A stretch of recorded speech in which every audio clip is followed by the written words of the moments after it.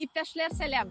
В прошлом видео мы открыли с вами индивидуальный инвестиционный счет, а в этом давайте попробуем разобраться с приложением АКБФ Трейд, как там все работает. Он станет вашим верным, надежным помощником в ваших инвестициях. Поехали! В прошлом видео я скачал приложение АКБФ Трейд, зашла в аккаунт, все очень просто, как в социальных сетях.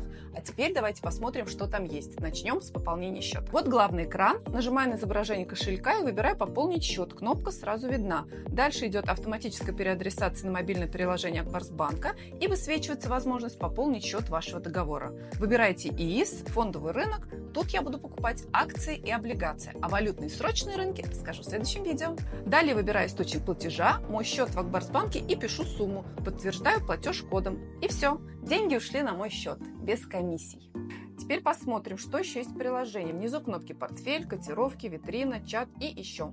В портфеле мои счета ИИС и брокерский. С ИИС деньги не выводим 5 лет, если хотим получить налоговый вычет, а брокерский счет для тех, кому нужна гибкость. Котировки, тут слежу за ценами акций, витрина как каталог, выбираешь, во что вложиться, чат для вопросов поддержки.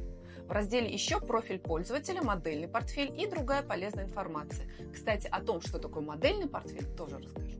Приложение простое, даже для новичков. АКБФ – татарстанская компания, которая советует во что безопасно и выгодно вложиться.